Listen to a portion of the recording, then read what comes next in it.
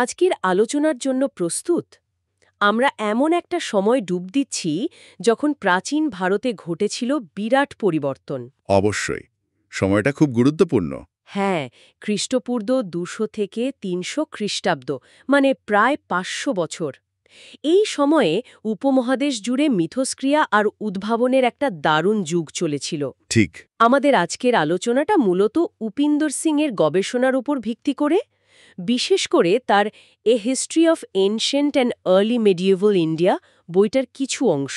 হ্যাঁ, এই বইটা এই সময়টাকে বোঝার জন্য খুব সাহায্য করে। আমাদের লক্ষ্য থাকবে এই ৫০০ বছরের রাজনৈতিক, সামাজিক, অর্থনৈতিক, ধর্মীয় নানা দিকগুলো, মানে এই আদান প্রদান আর নতুনত্বের দিকগুলো তুলে ধরা।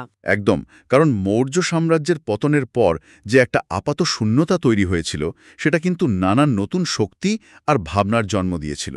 বাইরের দুনিয়ার সাথে যোগাযোগটাও অনেক বেড়ে গিয়েছিল এই সময়। তাহলে শুরু করা যাক রাজনৈতিক পটভূমি দিয়েই।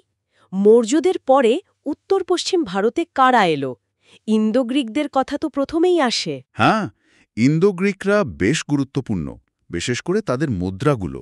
মুদ্রাগুলো কেন? কি বিশেষত্ব ছিল? দেখুন, তাদের মুদ্রায় একই সাথে গ্রিক আর ভারতীয় লিপি, মানে খরষ্টি বা ব্রাহ্মী, দুটোই ব্যবহার করা হতো। ভাষাও থাকতো দুটো।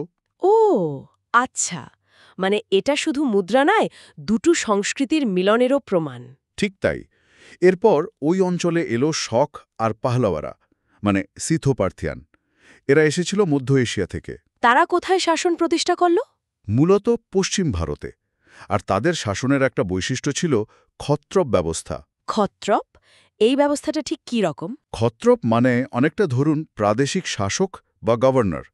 শকরা যারা এই ক্ষত্রপদের নিয়োগ করতেন বিভিন্ন অঞ্চলে। আচ্ছা, আর এই সক্ষত্রপদের মধ্যে রুদ্র দামনের নাম তো খুব বিখ্যাত। হ্যাঁ, রুদ্রদামন ছিলেন পশ্চিম ক্ষত্রপদের মধ্যে সবচেয়ে নামী। তার জুনাগড় প্রশস্তিটা খুব গুরুত্বপূর্ণ। কেন? শুধু সুদর্শন হ্রদের বাঁধ সারানোর জন্য? না, শুধু সেটার জন্য নয়, এটা ছিল সংস্কৃতে লেখা প্রাচীনতম দীর্ঘ প্রশস্তি লিপিগুলোর একটা। মানে তখন সংস্কৃত ভাষার গুরুত্ব বাড়ছে। রুদ্রদমন নিজেও কি সংস্কৃতিবান ছিলেন? অবশ্যই। প্রশস্তি থেকে জানা যায় তিনি যুদ্ধবিদ্যা, সঙ্গীত, ব্যাকরণ সবেতেই পারদর্শী ছিলেন। তার সংস্কৃত ভাষার প্রতি অনুরাগটা কিন্তু তখনকার রাজাদের মধ্যে একটা নতুন ধারার ইঙ্গিত দেয়। ইন্দো গ্রিক, শক, পহ্লাবদের পর এলো কুষাণরা। তাদের প্রভাব তো আরও বেশি ছিল। হ্যাঁ, কুষাণদের সাম্রাজ্য ছিল বিশাল। মধ্য এশিয়া থেকে এসে আফগানিস্তান হয়ে উত্তর পশ্চিম ভারত পর্যন্ত। সাম্রাজ্যের কেন্দ্র ছিল সম্ভবত ব্যাকট্রিয়া, মানে আজকের আফগানিস্তান। কনিষ্কের নাম তো কুষাণদের প্রসঙ্গে প্রায়ই শোনা যায়। ঠিক। কনিষ্কের সময়টাকেই কুষাণ যুগের সেরা সময় বলা যায়। তারা প্রচুর সোনার মুদ্রা চালু করেছিল। এটা তখনকার অর্থনৈতিক সমৃদ্ধির একটা বড় প্রমাণ।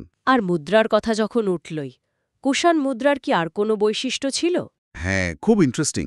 তাদের মুদ্রায় শুধু ভারতীয় দেবতা, যেমন ধরুন শিব বা বুদ্ধ, তাই নয়, গ্রিক দেবতা হেলিওস বা ইরানি দেবদেবীর ছবিও পাওয়া যায়। তার মানে কি এটা ধর্মীয় সহনশীলতা নাকি অন্য কিছু? এটা নিয়ে ভাবনার অবকাশ আছে। হতে পারে ধর্মীয় বহুত্ববাদ, বা হয়তো বিশাল সাম্রাজ্যের বিভিন্ন অঞ্চলের মানুষকে খুশি রাখার একটা কৌশল, কে জানে।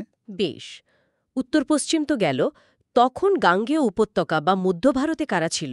মৌর্যদের পতনের পর সেখানে প্রথমে শুঙ্গ, তারপর কানব বংশ কিছুদিন শাসন করে। তবে তাদের ক্ষমতা মৌর্যদের মতো ছিল না। মানে ছোট ছোট শক্তি। হ্যাঁ, আর তাছাড়াও মধ্য ভারতে বেশ কিছু স্থানীয় গণরাজ্যও ছিল, যেমন মালব, যৌধেয়। এদের কথা আমরা মূলত তাদের মুদ্রা থেকে জানতে পারি। মানে একটা বড় সাম্রাজ্যের বদলে অনেকগুলো আঞ্চলিক শক্তি মাথাচাড়া দিচ্ছিল। এবার একটু দাক্ষিণাত্যের দিকে যাই। সাতবাহন সাম্রাজ্য, এটা তো এই যুগের খুব বড় একটা ঘটনা। অবশ্যই। দাক্ষিণাত্যে সাতবাহনদের উত্থান খুব গুরুত্বপূর্ণ। কিন্তু তাদের উৎপত্তি নিয়ে নাকি কিছু বিতর্ক আছে। অন্ধ্র না মহারাষ্ট্র? হ্যাঁ, একটা বিতর্ক আছে বটে। পুরাণগুলো তাদের অন্ধ্র বলছে, কিন্তু তাদের সবচেয়ে পুরনো শিলালিপিগুলো পাওয়া গেছে মহারাষ্ট্রে, যেমন নাসিক, নানেঘাট। তা সে যাই হোক, তাদের সাম্রাজ্য তো বেশ বড় ছিল। বিশাল। আজকের মহারাষ্ট্র, অন্ধ্রপ্রদেশ, তেলেঙ্গানা, কর্ণাটকের কিছু অংশ জুড়ে ছিল তাদের রাজত্ব। এই বংশের সবচেয়ে বিখ্যাত রাজাকে? গৌতমীপুত্র সাতকর্ণী? হ্যাঁ, নিঃসন্দেহে গৌতমীপুত্র সাতকর্ণিক খুব পরাক্রমী ছিলেন। তিনি শক রাজা নোহপানকে হারিয়ে সাতবাহনদের ক্ষমতা পুনরুদ্ধার করেন। তার সম্পর্কে আমরা জানি কোথা থেকে? তার মা গৌতমী বালাশ্রীর নাসিক প্রশস্তি থেকে। সেখানে তার খুব প্রশংসা করা হয়েছে। তাকে বলা হয়েছে এক ব্রাহ্মণ, মানে অদ্বিতীয় ব্রাহ্মণ, আবার খাতীয় দপমনোদন, অর্থাৎ ক্ষত্রিয়দের দর্পচূর্ণকারী। বাহ, বাশিষ্ঠীপুত্র পুনমাবিয়তে ছিলেন? হ্যাঁ, তিনিও একজন উল্লেখযোগ্য শাসক। একটা জিনিস খুব চোখে পড়ে, এই যে নামের আগে মায়ের নাম, গৌতমীপুত্র, বাশিষ্ঠীপুত্র, এর মানে কি সমাজটা মাতৃতান্ত্রিক ছিল? এটা খুব ভালো প্রশ্ন। তবে সরাসরি মাতৃতান্ত্রিক হয়তো বলা যাবে না, কারণ সিংহাসনে বসত ছেলেরাই। তাহলে তবে এটা নিশ্চিতভাবে রাজপরিবারে মায়েদের সম্মান বা মাতৃকুলের গুরুত্ব নির্দেশ করে।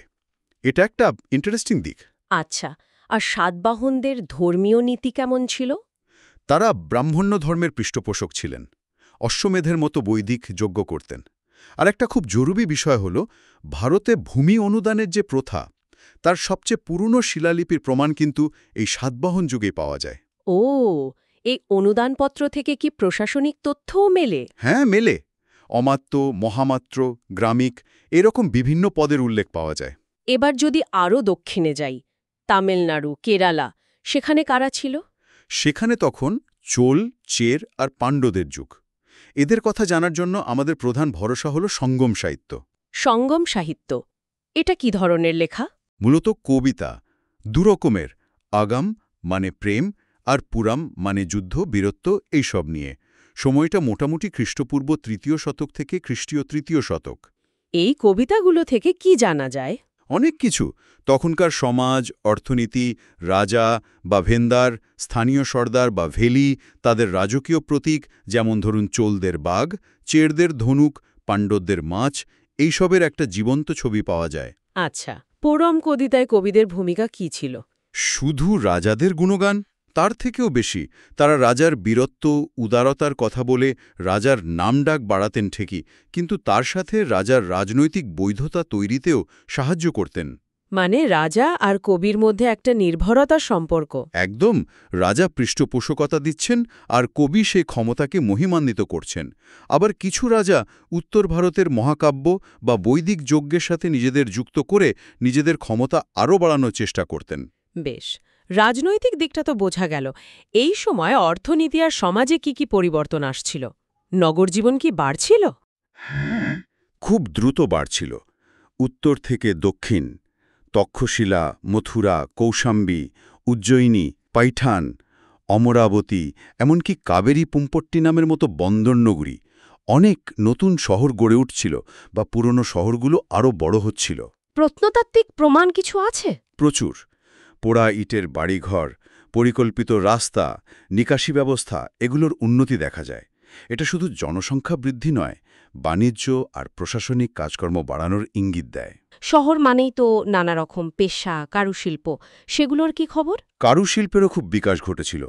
কাপড় বোনা, ধাতুর কাজ, হাতির দাঁতের কাজ, মাটির পাত্র, মণিমুক্তোর গয়না, সুগন্ধি তৈরি, এরকম নানা জিনিস। বিশেষ কোনো শিল্পকেন্দ্র ছিল? হ্যাঁ, ছিল। যেমন শাখার কাজের জন্য চানহুদারো, বালাকোট, পুঁতি তৈরির জন্য লোথাল। আর কারিগরদের অবস্থা কেমন ছিল? বেশ ভালো ছিল বলেই মনে হয়, কারণ শিলালিপিতে দেখা যায় এই কারিগররা এমনকি তাদের সংগঠন বা গিল্ডগুলো ধর্মীয় প্রতিষ্ঠানে দান করত। তার মানে তারা শুধু দক্ষই ছিল না, অর্থনৈতিকভাবে সচ্ছল ছিল, সমাজে তাদের একটা জায়গাও ছিল। এই গিল্ড বা শ্রেণীগুলোর কথা বলছেন, এদের কি শুধু অর্থনৈতিক কাজে ছিল? না না, আরও অনেক কিছু। জাতক, স্মৃতিশাস্ত্র, শিলালিপি সবখানেই এদের কথা আছে। তাঁতি, কোমর, তেল ব্যবসায়ী, বাঁশের কারিগর, বণিক, সবার আলাদা শ্রেণী বা গিল্ড ছিল। এদের সংগঠন কেমন ছিল? নিজস্ব নেতা থাকত, শেঠি বা জেঠঠোক। তারা নিজেদের নিয়মকানুন তৈরি করত, সদস্যদের বিবাদ মেটাত, এমনকি ব্যাংকের মতো কাজও করত। ব্যাংকের মতো মানে? হ্যাঁ, যেমন নাসিকের এক শিলালিপিতে আছে দুটো তাঁতি শ্রেণীর কাছে টাকা গচ্ছিত রাখা হয়েছিল, আর তার সুদ থেকে বৌদ্ধ ভিক্ষুদের ভরণ পোষণের ব্যবস্থা হতো। বাহ, দারুণ তো!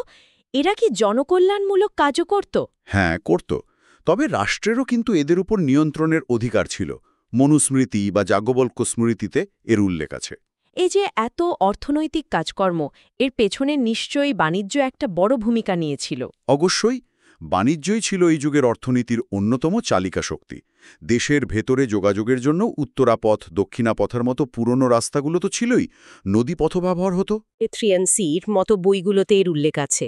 কি কি জিনিস যেত আসতো? মূলত ভারত থেকে যেত মশলা, বিশেষ করে গোলমরিচ, তাছাড়া দামি কাপড়, মুক্তা, হাতির দাঁত, চন্দন কাঠ, নানা সুগন্ধি। আর আসতো কি? প্রচুর পরিমাণে রোমান সোনা আর রূপোর মুদ্রা। তাছাড়াও আসতো মদ, যার প্রমাণ হলো এই অ্যাম্ফোরা বা মদের জার, কাছের জিনিস, ভালো মাটির বাসন, এগুলো আসতো। আরিকা মেডুতে তো এর অনেক প্রমাণ পাওয়া গেছে। হ্যাঁ, আরিকামেডু এই রোমান বাণিজ্যের একটা বড় কেন্দ্র ছিল। সেখানে রোমান বস্তি, মৃৎপাত্র, অ্যাম্ফোরা, অনেক কিছুই পাওয়া গেছে। রোমান লেখক প্লিনি নাকি খুব আক্ষেপ করতেন যে ভারতের জিনিস কিনতে গিয়ে রোমের সব সোনা বেরিয়ে যাচ্ছে। হ্যাঁ, প্লিনি এ নিয়ে লিখেছিলেন। তার মানে বাণিজ্যটা ভারতের অনুকূলেই ছিল। প্রচুর রোমান মুদ্রা ভারতে আসছিল, যা এখানকার অর্থনীতিকে চাঙা করেছিল। রোম ছাড়া আর কার সাথে বাণিজ্য হতো? দক্ষিণ পূর্ব এশিয়ার সাথে হতো, যাকে তখন সুবর্ণ ভূমি বা সুবর্ণদ্বীপ বলা হতো। সেখান থেকেও মশলা, কাঠ আসত, সাংস্কৃতিক আদান-প্রদানও হতো। চীনের সাথেও যোগাযোগ ছিল রেশম পথের মাধ্যমে। তার মানে এই বাণিজ্য অর্থনীতিকে বদলে দিচ্ছিল। একদম। মুদ্রার ব্যবহার বাড়ছিল। কুষাণদের সোনার মুদ্রা এর সেরা উদাহরণ। শহরগুলো আরও বড় হচ্ছিল, বণিক শ্রেণীর ক্ষমতা বাড়ছিল, আর অবশ্যই বিভিন্ন সংস্কৃতির মধ্যে যোগাযোগ আরও নিবিড় হচ্ছিল। আচ্ছা, অর্থনীতির পাশাপাশি ধর্মীয় দিকে তাকালে কি দেখি? হিন্দু ধর্মে কি পরিবর্তন আসছিল? হিন্দু ধর্মে তখন দুটো ধারা পাশাপাশি চলছে। একদিকে পুরনো বৈদিক যাগযজ্ঞ, যেমন সাতবাহনরা অশ্বমেধ যজ্ঞ করতেন, জুপ বা যজ্ঞ স্তম্ভের উল্লেখও পাওয়া যায়। আর অন্যদিকে অন্যদিকে পৌরাণিক হিন্দু ধর্মের ভিতটা শক্ত হচ্ছিল। ব্রহ্মা, বিষ্ণু, শিব, এই ত্রিমূর্তি ধারণা, আর বিশেষ করে বিষ্ণু ও শিবকে কেন্দ্র করে ভক্তির ধারাটা খুব জোরদার হচ্ছিল। যেমন বাসুদেব কৃষ্ণের পুজো, অবতারবাদের ধারণা, মানে বিষ্ণুর দশাবতারের প্রথম দিকের রূপগুলো, লক্ষ্মীশ্রীর মতো দেবীদের পুজো, এগুলো জনপ্রিয় হচ্ছিল। আর শিব বা শক্তির উপাসনা? শিবের উপাসনাও খুব ছড়িয়ে পড়েছিল। লিঙ্গ পুজো, মূর্তি পুজো দুটোই ছিল। লাকুলিশের পাশুপত সম্প্রদায়ের মতো নির্দিষ্ট শৈব গোষ্ঠীরও উদ্ভব হচ্ছিল এই সময়। আর হ্যাঁ, মাতৃদেবীর পুজো বা শাক্ত ধর্মও গুরুত্ব পাচ্ছিল। মহিষাসুর মর্দিনীর রূপে দুর্গার পুজো, বিভিন্ন স্থানীয় মাতৃকাদের পুজো, এগুলোও বাড়ছিল। বৌদ্ধ ধর্মের ক্ষেত্রে এই সময়টা তো মহাযান মতবাদের জন্য খুব গুরুত্বপূর্ণ। ঠিক তাই, এটাই মহাযান বৌদ্ধ ধর্মের উত্থানের সময়। এর মূল ভাবনাটাই ছিল অন্যরকম। কি রকম? মূল বিষয় হল বোধিসত্ত্বের ধারণা, মানে যিনি নিজে নির্বাণ পেল সব প্রাণীর মুক্তির জন্য অপেক্ষা করেন, তাদের সাহায্য করেন। তার মানে বুদ্ধকে কি অন্যভাবে দেখা হচ্ছিল? হ্যাঁ, বুদ্ধকে প্রায় দেবতার আসনে বসানো হচ্ছিল। তার মূর্তি পুজো খুব বেড়ে গিয়েছিল। ত্রিকায় তত্ত্বের মতো দার্শনিক ধারণাও আসছিল। নতুন ধর্মগ্রন্থও কি লেখা হচ্ছিল? অবশ্যই। প্রজ্ঞাপারমিতা সূত্র, সদ্ধর্ম পুণ্ডরিক সূত্র, এগুলো এই সময়েরই বিখ্যাত মহাযান গ্রন্থ। অবলোকিতেশ্বর, মৈত্রেয়, মঞ্জুশ্রীর মতো বোধিসত্ত্বদের উপাসনাও খুব জনপ্রিয় হয়। এই পরিবর্তনের প্রভাব কি বৌদ্ধ সংঘের ভেতরেও পড়েছিল? হ্যাঁ, পড়েছিল। সংঘে দান বাড়ায়, ভিক্ষুভিক্ষুণীদের মধ্যে সম্পদ নিয়ে, মঠ পরিচালনা নিয়ে নানা বিতর্ক তৈরি হচ্ছিল। পুণ্য অর্জন করে তা অন্যের জন্য উৎসর্গ করার ধারণাটাও জনপ্রিয় হচ্ছিল। তবে একটা জিনিস, এই সময় ভিক্ষুলি সংঘের গুরুত্ব আগের চেয়ে কমতে শুরু করে। আর জৈন ধর্ম, সেখানে কি হচ্ছিল? জৈন ধর্মের ক্ষেত্রে সবচেয়ে বড় ঘটনা হল দিগম্বর আর শ্বেতাম্বর এই দুই ভাগে ভাগ হয়ে যাওয়া। কেন এই বিভাজন? মূলত আচার আচরণ নিয়ে মতপার্থক্য, যেমন বস্ত্র পরা না পরা বা নারীদের মুক্তি সম্ভব কিনা, এই সব নিয়ে। এই সময়ই জৈনদের ধর্মগ্রন্থগুলো, মানে অঙ্গ, উপাঙ্গ, এগুলো সংকলিত হতে শুরু করে। ভাষার ক্ষেত্রে কোনো পরিবর্তন? হ্যাঁ, ধর্মীয় আলোচনায় প্রাকৃতের পাশাপাশি সংস্কৃতের ব্যবহারও বাড়ছিল। মথুরা, উদয়গিরি, খণ্ডগিরি, শ্রবণবেলাগোলা, বলভি, এগুলো তখন গুরুত্বপূর্ণ জৈন কেন্দ্র। আর লৌকিক বিশ্বাস? হ্যাঁ, যক্ষ, নাগ, এদের পুজো কিন্তু বেশ চালু ছিল। এটাও তখনকার ধর্মীয় জীবনের একটা অংশ। এই যে এত ধর্মীয় চিন্তা, এত দেবদেবী, এর ছবি তো নিশ্চয়ই শিল্পকলাতেও ফুটে উঠেছিল। ভাস্কর্যের ক্ষেত্রে গান্ধার আর মথুরা রীতির কথা খুব শোনা যায়। একদম। গান্ধার শিল্পরীতি গড়ে উঠেছিল উত্তর-পশ্চিম ভারতে। এতে গ্রেকো রোমান শিল্পের স্পষ্ট প্রভাব ছিল, কিরকম প্রভাব? বিশেষ করে বুদ্ধ আর বোধিসত্ত্বের মূর্তিগুলোতে। ধূসর সিস্ট পাথর দিয়ে তৈরি হতো। মূর্তির পোশাকের ভাঁজ, শরীরের গঠন, এগুলোতে গ্রিক শিল্পের ছাপ স্পষ্ট। আর মথুরা? মথুরার শিল্পরীতি ছিল একেবারে ভারতীয়। লাল বেলেপাথর ব্যবহার করা হতো, আর এখানে শুধু বৌদ্ধ নয়, জৈন, তীর্থাঙ্কর, হিন্দু দেবদেবী সবার মূর্তি তৈরি হতো। মথুরার বুদ্ধমূর্তির কি আলাদা বৈশিষ্ট্য ছিল? হ্যাঁ, ছিল। মথুরার বুদ্ধ মূর্তিগুলো সাধারণত হাসিখুশি মুখের, গায়ের সাথে পোশাক লেপ্টে থাকে, আর প্রায়ই অভয় মুদ্রা দেখা যায়। প্রচুর যক্ষযক্ষী নাগনাগির মূর্তিও পাওয়া গেছে মথুরায়। কুষাণ রাজাদের মূর্তিও তো পাওয়া গেছে। হ্যাঁ, মথুরার কাছে মাঠ নামে জায়গায় কুষাণ রাজাদের বিশাল বিশাল মূর্তি পাওয়া গেছে। এটাও এই সময়ের ভাস্কর্যের একটা দারুণ উদাহরণ। আর দক্ষিণে যদি যাই, অমরাবতী, নাগার্জুনকোন্ডায় সাদা মার্বল পাথরের খুব সুন্দর ভাস্কর্য দেখা যায়, বিশেষ করে স্তূপের গায়ে। খুব জীবন্ত আর নরম কাজ। স্থাপত্যের দিকে তাকালে স্তূপ নির্মাণে কি নতুন কিছু হচ্ছিল? স্তূপগুলো আরও বড় আর সুন্দর হচ্ছিল। ভরহত, সাঁচি, অমরাবতী স্তূপগুলো দেখলেই বোঝা যায়। বেষ্টনী, তোরণ মানে গেটওয়ে, গুম্বুজ বা অণ্ড, হর্মিকা, ছাতা, এগুলো আরও সাজানো গোছানো, আরও অলঙ্কৃত হচ্ছিল। আর গুহা স্থাপত্য? হ্যাঁ, পশ্চিম ভারতে পাহাড় কেটে চৈত্য মানে উপাসনা ঘর আর বিহার মানে থাকার জায়গা তৈরি করার রীতি খুব জনপ্রিয় হয়েছিল। কার্লে, ভাজা, কানেরি, অজন্তা, নাসিক দারুণ সব গুহা তৈরি হয়েছিল। মনে হতো যেন কাঠের কাজকেই পাথরে নকল করা হয়েছে। মন্দির কি তৈরি হচ্ছিল তখন? হিন্দু মন্দির স্থাপত্যের একেবারে শুরুর পর্যায়টা এই যুগেই দেখা যাচ্ছিল, যেগুলো পরে গুপ্ত যুগে আরও বিকশিত হবে। যেমন সাঁচি বা দেওগড়ের মন্দিরের ভিত্তিটা এই সময় তৈরি হচ্ছিল। তাহলে সব মিলে যদি দেখি, খ্রিস্টপূর্ব ২০০ থেকে ৩০০ খ্রিস্টাব্দ, এই ৫০০ বছর কিন্তু দারুণ একটা সময় ছিল। একদিকে রাজনৈতিক ভাঙাগড়া, অন্যদিকে নানা সংস্কৃতি, নানা মানুষের মধ্যে জোরদার একটা আদান-প্রদান বা মিথস্ক্রিয়া চলছিল। ঠিক তাই। আর এই মিথস্ক্রিয়া থেকেই জন্ম নিচ্ছিল নানা উদ্ভাবন। সেটা অর্থনীতিতে রোমান বাণিজ্যের নতুন গতি হোক, কারিগরদের একজোট হওয়া হোক, বা ধর্মে ভক্তি বা মহাযানের মতো নতুন ভাবনা, বা শিল্পে গান্ধার, মথুরার মতো নতুন স্টাইল। মনে হচ্ছে যেন পরবর্তী যুগের ভারতের চরিত্রটা এই সময়ে তৈরি হচ্ছিল। অনেকটা তাই। এই সময়কালটা পরবর্তী ভারতের সমাজ, সংস্কৃতি, রাষ্ট্র সবকিছুর ভিত্তি গড়ে দিয়েছিল। এই আলোচনা থেকে একটা বিষয় খুব স্পষ্ট হলো যে এই যুগটা ছিল সংযোগ আর সমন্বয়ের, যা পরে ভারতীয় সভ্যতাকে নানাভাবে সমৃদ্ধ করেছে। একদম। আর এখানেই হয়তো আজকের জন্য আমাদের একটু ভাবার জায়গা আছে। কি রকম? এই যে এত রকমের জাতি, গোষ্ঠী, সংস্কৃতি, ভাবনার স্রোত এসে মিশেছিল এই সময়ে, এর দীর্ঘস্থায়ী প্রভাব ঠিক কতটা গভীর। আমরা যে আজকের ভারতের বহুত্ববাদী চরিত্রের কথা বলি, তার শিখর কি অনেকটাই এই সময়ের মধ্যে? এটা একটা গুরুত্বপূর্ণ প্রশ্ন। আর এই যে মিশ্রণ, এই মিথস্ক্রিয়া, এটা কি সবসময় শান্তিপূর্ণই ছিল, নাকি সংঘাত, ক্ষমতার লড়াই এটাও এর একটা অংশ ছিল? এই প্রশ্নগুলো নিয়ে ভাবলে হয়তো এই যুগটাকে আমরা আরও ভালোভাবে বুঝতে পারব। সত্যি ভাবার মতো প্রশ্ন। এই ভাবনাটা না হয় দর্শকদের জন্য তোলা থাক। আজকের মতো আমরা এখানেই শেষ করছি। আমাদের সঙ্গে থাকার জন্য ধন্যবাদ। ধন্যবাদ।